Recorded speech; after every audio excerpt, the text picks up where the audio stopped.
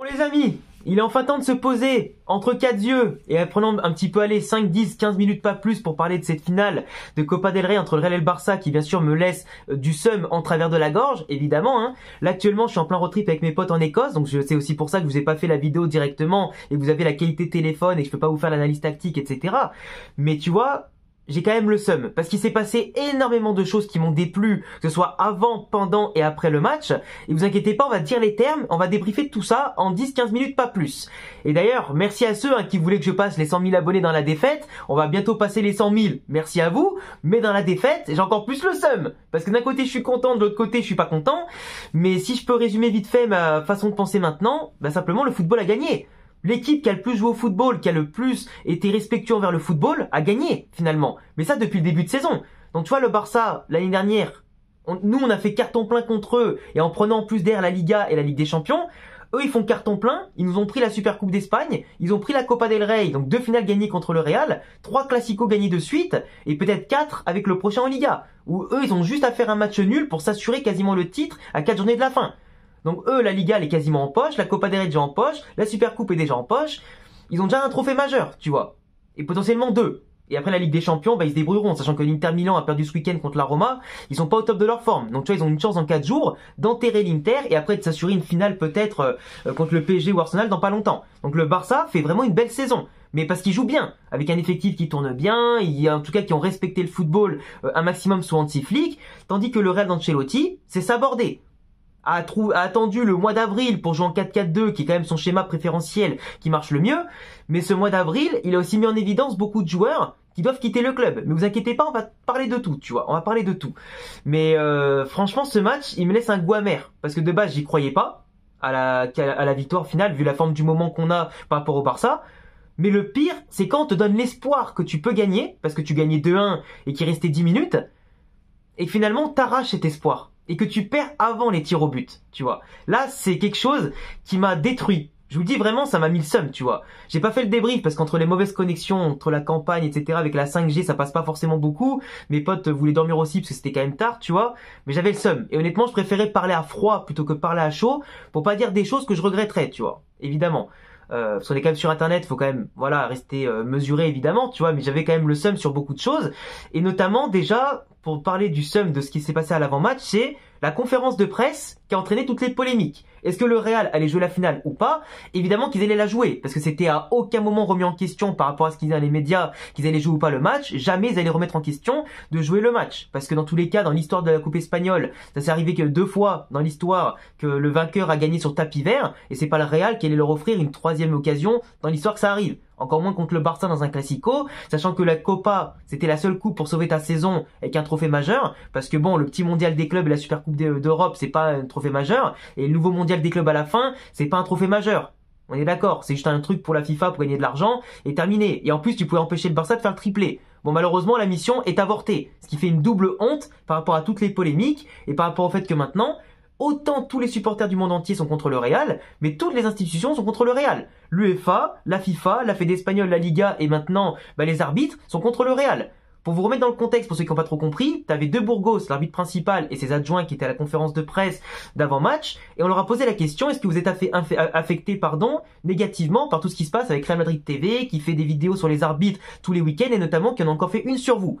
L'arbitre a fait en sorte que tout le monde s'apitoie sur son sort, parce que il a raconté l'histoire comme quoi les vidéos ont impacté son éthique, son image, etc. Que son fils il se fait harceler parce que tout le monde dit que son père c'est un voleur, parce qu'il vole le Real Madrid, il fait des actions de merde, comme il a déjà fait notamment à Mestalla et durant aussi d'autres classicos, etc. Donc forcément l'arbitre s'est mis à pleurer, donc tout le monde s'est commencé à prendre parti pour lui, sachant que à l'époque quand il y avait le racisme contre Vinicius, il avait en plus mis un carton rouge à Vinicius, il avait pas protégé les joueurs, il avait rien fait, et personne à l'époque s'était apitoyé sur Vinicius qui pleurait et tout, etc. en conférence de presse. Mais du coup ça c'est un peu une hypocrisie. Évidemment, quand ça te concerne, tu te mets à chialer, quand ça te concerne pas, tu dis rien. Mais ça, c'est une hypocrisie au niveau de l'arbitre et au niveau du public globalement. Hein. Après, si je peux donner mon avis, le Real Madrid, au niveau Real Madrid TV et les vidéos qu'ils font sur les arbitres, je l'ai déjà dit 15 fois, c'est inadmissible. Quand tu t'appelles le Real Madrid, le plus grand club du monde, tu dois montrer l'exemple et être fair play et surtout être classe. Quand tu es sûr de ta force, de ton club, etc., peu importe les injustices, tu dois juste laisser le sport au-dessus de tout. Et pas critiquer des gonzes qui certes font mal leur boulot, parce qu'on sait que les arbitres français, espagnols et globalement en Europe, Ce sont des arbitres merdiques. Il n'y a pas d'arbitre espagnol, je crois, dans les grandes compétitions de sélection depuis très longtemps. C'est pas pour rien. C'est parce qu'ils sont trop mauvais. Mais ça, on le sait. Et c'est pas en faisant des vidéos de leurs erreurs que tout le monde voit en 4K depuis des années que ça change quelque chose. Mettre la pression négativement comme ça et envenimer la situation, c'est pas digne du Real Madrid. Tu vois ce que je veux dire ou pas? Et du coup, forcément, aujourd'hui, tout le monde nous déteste parce que l'arbitre, il se fait incendier, son fils se fait harceler. Et bien sûr, c'est totalement à remettre en question contre le Real Madrid, tout ça, tu vois. Mais le Real, tu vois, derrière, a mis fin à tout ce qui était le repas avec la Liga, etc. pour la finale, avec le Barça. Ils n'ont pas voulu faire d'interview, pas d'entraînement d'avant-match. Et franchement, ils ont des réactions.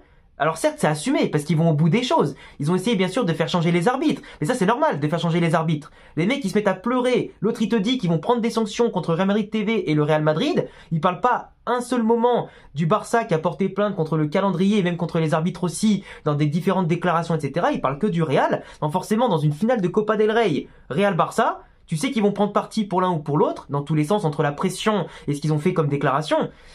Et ben ouais, il n'y a pas d'impartialité, donc forcément fallait changer les arbitres à mon sens, et bizarrement, par rapport à toutes les erreurs qu'ils ont fait contre le Barça, il est vrai, dans ce match-là, faut pas vous plaindre les supporters du Barça, parce que pour vous, fallait pas changer les arbitres. Moi j'avais dit sur Twitter qu'il fallait les changer aussi, à cause de tout ce qui s'est passé, les polémiques, parce qu'ils ont trop encaissé sur les réseaux et par le Real, et comme quoi voilà, c'était pas possible au niveau mental et tout de les laisser, et on a vu le résultat. Ils sont restés, il y a eu plein d'erreurs dans le match. Tchouaméni aurait dû prendre un rouge, il y a eu 2 pénaltys qui auraient pu être sifflés pour le Barça, pas plus, parce que quand t'écoutes les supporters du Barça, il devait en avoir 3, 4, 5, 6 évidemment, alors que non, c'était 2 et pas plus, les 3 peut-être si tu veux, mais c'était vraiment 2 très criants et frustrants, où moi-même je me disais ça y est, on va se prendre une branlée, etc. T'as les pénaltys qui sont pas sifflés. Mais voilà, c'est que pour moi aujourd'hui, tu dois pas en tant que Real Madrid, plus grand club du monde, critiquer les arbitres parce que ça se retourne contre toi. Comme je te dis, les arbitres, la Liga, la Fédé espagnole, l'UEFA et la FIFA et maintenant tous les supporters du monde sont contre nous. T'es seul contre tous. Mais d'un côté, eux ils jubilent quand tu perds, mais quand tu gagnes, ils te disent que tu voles les compétitions. Alors que c'est pas vrai, hein, tout le monde est arbitré de la même manière, quasiment. Et globalement, le Real Madrid a prouvé sportivement qu'ils étaient au-dessus du lot quand ils remportaient des trophées, ou qu'ils avaient une force de résistance impressionnante pour remonter les scores et battre les adversaires plus forts que personne n'a, en tout cas en général dans le football. Mais aujourd'hui, à part le seum des gens évidemment, ça doit nous galvaniser. Mais il faut se restructurer. Il faut laisser le sport au-dessus de tout et tout le blabla, les stories Instagram, les déclarations de Pérez, etc. au second plan, même carrément au 10e plan, tu vois. Et quand on remettra le sportif au-dessus de tout, qu'on remettra l'effectif comme il faut avec un mercato qui sera fait, un ménage, un nouveau coach, etc., nouveau staff, et qu'on recommencera à gagner, ne vous inquiétez pas que tous ceux qui nous ont critiqués, ils auront trop la rage, ils auront trop le seum. Mais là aujourd'hui on a perdu, et c'est comme ça les gars. Et c'est aussi ça qu'il faut être classe dans la défaite, être fair play. Si tu ne l'es pas, c'est normal que les autres te critiquent. Et ça faut le comprendre au bout d'un moment. Il faut être classe dans la victoire comme dans la défaite. Et je vous le répète, le Barça a gagné à juste titre. Le Barça était un juste vainqueur de cette Copa del Rey. Envers toutes les polémiques arbitrales, etc. sur le terrain et en dehors, c'est eux qui ont gagné et heureusement. Et le football a gagné. 3 classicos cette saison, nous on en a gagné 0. L'an dernier on a tout gagné, plus la Liga et la Ligue des Champions et tous les classicos. C'était notre année, c'est un cycle. Cette année on a tout perdu, c'est comme ça. Mais on peut s'en vouloir qu'à nous-mêmes. On n'a pas joué au football à un seul moment dans la saison. Comment tu veux être récompensé de trucs que tu n'as pas mérité? Tu vois, ça aurait été même grave que le Real gagne ce match hier, enfin avant-hier. Cela je tourne dimanche soir, mais vous la verrez lundi la vidéo. Donc c'est quand même problématique. Après voilà, donc polémique arbitrale, j'en ai parlé. Real Madrid TV à mon sens doit arrêter leur connerie. Et là même pourquoi pas fermer cette chaîne-là à cause de tout ce qui se raconte de mauvais, tu vois, ça sert à rien. Ça envenime la situation, ça pose plus de chaos et de problèmes qu'autre chose. Polémique après le match, comme ça on garde le pendant le match pour après. Après le match, Rudiger, il m'a fait honte comme jamais. Peu importe que l'arbitre il fasse des décisions bonnes ou pas bonnes, à aucun moment, quand en plus t'es en train de perdre et qu'il reste que quelques secondes, tu dois péter un plomb au point de vouloir lancer un truc sur l'arbitre. Là, il va prendre entre 4 et 12 matchs, mais j'espère qu'il prendra le plus possible. Parce que même s'il s'est excusé, son comportement, avec toutes les polémiques qu'il y a eu avant et pendant le match, il fallait se faire petit. Tu perds un 3e classico de suite, tu gagnes pas un trophée, tu joues pas au football, et en plus lui, il a pas fait un très grand match, il était blessé, ce que tu veux. Mais pour moi, tu dois te taire, tu dois faire profil bas. Juste aller serrer la main à tes adversaires qui ont gagné, faire la haie d'honneur comme on te demande de le faire quand ils vont prendre leur médaille, et te taire et travailler. Mais alors là, jeter un truc sur l'arbitre, l'insulter, peu importe que ce soit mérité ou pas, tu fais rien. Bellingham et Lucas Vazquez, qui après derrière ont eu des accrochages avec l'arbitre, après le match, qui ont du coup eux aussi pris un rouge. Ils vont prendre, je crois, 1 ou 2 matchs, voire peut-être 3 chacun. Pareil, à quoi ça sert? À quoi ça sert? T'as perdu le match. Reste digne. Ah, mais à un moment donné, les gars, faut dire les termes. Que tu sois supporter du Real ou pas supporter du Real, t'as perdu le match, tu fermes ta gueule, tu travailles et tu joues. Et si t'as perdu, ben, tu restes fair play et tu retentes ta chance l'année prochaine. C'est tout, tu vois. Mais moi, ça m'énerve de voir qu'il y a déjà eu plein de gens qui ont critiqué le Real, qui nous ont écornés avant le match, et nous, on leur donne encore de quoi nous écorner pendant et après. Comment tu veux pas passer pour des trous du cul? C'est la base après. Bon, moi, je peux pas leur en vouloir. Les gens qui critiquent le Real, je peux pas leur en vouloir, en vérité. Je leur en veux des fois d'en rajouter trop et de traiter vraiment le club de tous les noms. Mais s'énerver, je peux pas leur en vouloir. Après, c'est comme ça. C'est les émotions quand t'es pour et contre. Et globalement, on sait très bien que le Real Madrid, qui gagne ou qui perde, les gens balancent toujours leur rage, leur venin, leur seum, leur haine. Dans tous les cas, c'est comme ça. Mais si tu leur donnes raison, c'est encore pire. Enfin bref. Pendant le match, c'est simple. La première mi-temps, le Real Madrid n'a rien fait. Les 50 premières minutes, le Real Madrid n'a jamais été aussi faible contre le Barça. Tu te prends un missile de Pedri. T'es à 4 pour défendre sur Lamine Yamal, un gosse de 17 ans qui te fait trembler. Il fait une passe en retrait, t'es à 4 sur lui, personne devant la surface pour couper la balle à Pedri qui a bien sûr fait un très gros match. Mais il te met une lucarne. Et là, je me suis dit, ça y est, le festival commence. On sortait pas de nos 20-30 mètres, on balançait les ballons devant, aucun schéma pour sortir la balle comme il faut. Vinicius et Rodrigo... Enfin, surtout Rodrigo, il a été merdique dans cette finale. Vinicius, il a été fatigué parce qu'il courait de partout. Il est sorti avant la 90e, si je dis pas de bêtises. Mais tu vois, il a fait beaucoup de mauvais choix. En défense, on a fait full mauvais choix. Déjà, Ancelotti, il te met Mendy qui a aucun rythme. Il se blesse au bout de 8 minutes. Tu perds déjà un remplacement dès le début. Alors que Fran Garcia, il a pas fait un mauvais match. En tout cas, quand il est rentré, et il a prouvé qu'il était capable. T'as des joueurs qui ont fait un match, mais catastrophique. Ceballos, on l'attendait à la relance pour calmer le jeu. Il a fait que des fautes débiles, il a perdu la balle, etc.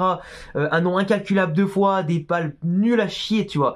Au Real Madrid, heureusement que t'avais quand même Thibaut Courtois pour sauver les cages, que t'avais Asensio pour montrer un peu de rage, montrer un peu de bon timing en défense pour sauver un peu la mise à tout le monde. Heureusement que t'avais Bellingham qui est à mon sens l'homme du match parce que dans le marasme du Real Madrid, il a rayonné à la récupération, dans ses efforts, il a montré l'exemple et après il a tenté énormément de choses avec le ballon qui ont fait du bien au Real Madrid, à la relance, la récup et simplement pour organiser le jeu et créer les occasions et pourquoi pas aller jusqu'au bout. Mais à côté, j'aurais aimé avoir 11 Bellingham. Valverde, évidemment, il a fait tout ce qu'il pouvait pour courir, etc., pour combler les lacunes. Lucas Vazquez qui laissait un boulevard sur le côté. Mais moi, je comprends pas que, par exemple, un Rodrigo, contre un Gérard Martin, il n'arrive pas à faire la différence. Il attendait les ballons bêtement, il se faisait bouffer au pressing, bouffer dans l'impact. T'avançais pas comme ça. T'avançais pas. Le match, il a commencé à changer. C'est simple. Quand Arda Güler, Modric et surtout Kylian sont rentrés sur le terrain. Arda Güler, il a montré, par sa classe, sa technique, ses corners, etc., avec sa passe D sur corner pour Tchouaméni, qui a aussi fait un excellent match. C'est vrai que j'ai pas parlé de Tchouaméni, mais parce que Tchouaméni, c'est un peu particulier. Il a fait un match titanesque, Tchouaméni. Dans tous les sens du terme. Mais évidemment, quand il a dû reculer en défense, c'est là où le Real Madrid, bizarrement, a pris le but parce que quand il était au milieu de terrain, il avait un impact qui faisait reculer le Barça au fur et à mesure que le match avançait, tout comme Jude, Valverde, etc. Mais quand il allait en défense, c'est nous qui avons reculé. Et quand tu recules et que tu laisses Koundé frapper parce que Brahim attaque pas son ballon, avec une erreur débile, Modric aussi qui fait une passe plein axe au lieu de balancer le ballon devant avec aussi peu de temps à jouer, bah bizarrement, tu prends le 3e but cruellement à 5 minutes de la fin, bien sûr c'est chiant, mais ce que je veux dire c'est que tu vois, Tchouaméni, il devait prendre un rouge au début du match, dans la première demi-heure, il devait prendre un carton rouge, donc évidemment s'il prenait le rouge, le Real aurait pris énormément l'eau et il aurait pas fait lui un grand match, tu vois. Mais derrière, entre les 2-3 pénaltys qui n'ont pas été donnés pour le Barça, il y en a pas eu 18, parce que t'écoutes les supporters du Barça, il y avait 4-5 pénaltys pas sifflés. T'en as eu 2 vraiment, et peut-être un 3e qui aurait dû être sifflé. Après, ce qui les aurait marqués, peut-être pas tous, mais en tout cas, ça offre forcément plus de chances, qu'etc. Parce que celui sur Rafinha, à la fin du match, évidemment qu'il n'y avait rien, de la part d'Asensio. Mais ce que je veux dire, c'est que tu vois, le Real n'a eu aucune maîtrise, et a dû attendre que Modric et Arda Güler mettent un petit peu de l'ordre dans le jeu, pousse le Barça à reculer, casse des lignes, balle au pied et par des passes laser entre les lignes et les intervalles, apporte plus de mouvement et d'intelligence dans les choix aussi, dans la construction, parce que sinon c'était le marasme. C'était le marasme total. C'était, franchement, je sais pas quoi vous dire. Et quand le Real a commencé à mettre le pied sur le ballon, que le Barça avec Pedri commence à avoir moins de rayonnement, là, ça y est, on a multiplié les occasions, on passe devant à 2-1 de manière improbable, et c'est là où j'ai commencé à y croire. Mais quand après derrière, tu prends un but avec une erreur de Courtois et de Rudiger combinée par Ferran Torres, Là, je me suis écroulé, je me suis dit, mais on fait le plus dur. On arrive à les malmener, on rate l'occasion de marquer le 3e but. On a eu de la chance que l'arbitre ne siffle pas des pénaux. On a de la chance qu'on est à 11 contre 11. Et malgré ça, on tend encore la 2e joue pour se faire battre. Ferran, en l'absence de Lewandowski qui nous fait mal, ah ça m'a fait chier, parce qu'on s'est fait malmener tout le match par les Fermin, les Olmo, par qui tu veux. Ça a été compliqué. Le peu d'occasions qu'on a eu à prendre à défaut Koubarsi, Inigo, Koundé, on n'en profite pas non plus. Et c'est ce manque de créativité, ce manque d'intelligence que le Real Madrid a eu durant tout le match, que ce soit individuellement dans les 1 contre 1, dans les contres, parfois en supériorité numérique, dans l'occupation des espaces, mais finalement c'est dans la continuité de tout ce qu'on a fait cette saison. Et on était tellement sur la rupture défensivement que franchement, c'est un miracle qu'il n'y a eu que 3-2. C'est sûr, c'est encourageant le score, mais quand tu regardes le match dans son ensemble, sur 120 minutes, c'est une frustration énorme. Le Barça a fait un bon match, mais pas un excellent match, au point que tu te dises que normalement ce Real n'a pas les armes pour lutter. On les a eu les armes, mais on s'en est mal servi. Encore une fois. Mais que ce soit dans le 11 de départ, que ce soit dans les remplacements, que ce soit dans les joueurs aussi alignés. Il y a beaucoup de joueurs qui sont décevants. Moi je vous le dis. Ceballos a été décevant comme je vous l'ai dit. Rodrigo surtout a été décevant dans la lignée de ses 20 derniers matchs. Et ça c'est des joueurs aujourd'hui, enfin je cite ces deux-là, mais il y en a plein qui sont décevants. Les Vasquez, les Mendy, toute la clique, vous les connaissez déjà. Mais j'espère que cet été il y aura un grand ménage. Beaucoup d'arrivées, beaucoup de départs, parce que si tu repars sur les mêmes bases, c'est pas possible, tu vas pas t'en sortir. Tu vas pas t'en sortir. Et c'est pour ça que j'espère que là, normalement, Ancelotti finisse la Liga et parte pour le Mondial des clubs, pour qu'on ait soit Xabi Alonso qui vienne dès le Mondial des clubs, et qui puisse faire un état des lieux, en fait. Qui puisse voir ce qui lui va, ce qui lui va pas, et qui fasse avec Pérez une réunion, et que suivant ce qu'il peut faire avec le budget qu'il y a et les départs qu'il y aura, ben, faire venir les joueurs dont il a besoin. Parce qu'il faut un état des lieux complet aujourd'hui. Parce qu'on n'est pas capable de faire quoi que ce soit sinon. Enfin bref, en tout cas, après la prolongation, les joueurs étaient cramés, ça on le sait, les joueurs étaient cramés, mais c'est vrai qu'on a eu des opportunités, mais immenses, de gagner ce match. Immenses, envers et contre tout. Mais Koundé, tu vois, comme je t'ai dit tout à l'heure, qui a été plus intelligent et qui couronne aussi une très belle saison. Mais après, tu vois, le MVP de ce match-là, pour moi, à mon sens, sur les deux terrains, c'était clairement Jude Bellingham. Tu vois. Et j'ai vu que l'équipe, ils ont mis plus à Pedri, avec cette rivalité Pedri-Bellingham, etc., parce qu'il a marqué un but. Mais Jude Bellingham a été phénoménal. Et je le répète, si on avait eu 11 Jude Bellingham sur le terrain, ça serait passé autrement. Ça serait passé autrement. Mais moi, ce que j'ai pas aimé, c'est le manque de jeu, de couilles, d'orgueil, de fierté. Qu'on mette trop de temps à rentrer dans le match. Par contre, Kylian, qui met son coup franc, ça m'a fait plaisir. Parce qu'il a prouvé en rentrant sur le terrain, en plus qu'il a fait des bonnes accélérations, que malgré sa cheville, il était en jambes, et qu'il a montré pourquoi on l'a acheté. C'est-à-dire briller dans les classicos, briller quand les autres ne brillent pas, et briller pour essayer au moins de donner espoir à son équipe. Même si j'aurais bien aimé le voir sur 90 minutes dès le début. Et on le verra sûrement au classico du 11 mai. Mais tu vois, le problème, c'est qu'on est trop aléatoire dans nos lignes de jeu, de manière individuelle et collective, pour espérer avoir tout le monde au même état de forme au bon moment pour briller dans les matchs comme ça. Et quand en face, l'adversaire est trop fort et sûr de sa force collectivement comme individuellement, bah tu coules. Et c'était pas suffisant. Et cette prolongation, moi, elle me laisse un goût amer. Même si les tirs au but, pour certains c'est de la loterie, pour moi c'est pas de la loterie. C'est du mental, c'est de la préparation et un savoir-faire. Mais clairement, si ça se finissait au tir au but, c'était pas volé non plus, tu vois. Mais c'est compliqué. Après, il y a beaucoup de choses qui m'ont déplu, comme je vous l'ai dit, le fait qu'il y a eu trop d'agressivité mal placée, trop de fautes laissées à l'adversaire. Parfois, l'arbitre, il sifflait pas, dans un sens comme dans l'autre. Des fois, il y avait des fois où il laissait trop jouer, des fois, il laissait pas jouer. Mais voilà. Après, on progresse pas sur coup de pied arrêté, à part quand Arda Güler y rentre, parce que c'est le meilleur tireur de corner qu'on a dans l'équipe. Après, je sais pas trop quoi vous dire. Je suis désolé si c'est très décousu aujourd'hui, parce que j'ai pas mon plan sous les yeux, voilà. Il y a beaucoup d'émotions aussi, il y a beaucoup de choses. Mais pour moi, le Barça, dans tous les cas, mérite plus. Ils ont plus montré, ils ont plus respecté le football. Et il n'y a rien de plus à dire. J'essaie de réfléchir en même temps à ce que je peux vous dire de plus. Mais pour moi, on s'est aussi beaucoup mis de fois hors jeu. Le problème, c'est que même nos attaques qui allaient à peu près au bout, on était hors jeu, on tente des frappes un peu bizarres. Enfin, c'était complexe, tu vois. Enfin bref, je vais pas parler plus longtemps parce que mes potes m'attendent au bout d'un moment et je parle un peu trop tout seul aussi. Je vous laisse vous abonner, cocher la cloche évidemment, me donner vos avis en commentaire. Désolé pour le retard pour le débrief, j'ai fait au mieux, désolé aussi pour cette longue vidéo, etc. Hein. On fait au mieux avec les moyens du bord. Merci à ceux qui s'abonnent, on sera bientôt 100 000 abonnés normalement cette semaine, donc ça fait plaisir. Mettez un petit pouce bleu malgré la défaite, et pour certains je sais que vous êtes contents parce que vous êtes pour le Barça forcément, et vous avez le droit d'exulter un maximum et de fêter votre victoire comme vous l'entendez, dans le respect et la bienveillance évidemment en commentaire. Et puis donc je vous dis à très vite pour de prochaines vidéos. Je rentre en fin de semaine, donc les vidéos on reprendra la semaine prochaine tranquillement. Prenez soin de vous, et je vous dis à très vite pour de prochaines vidéos. Allez, ciao les gars.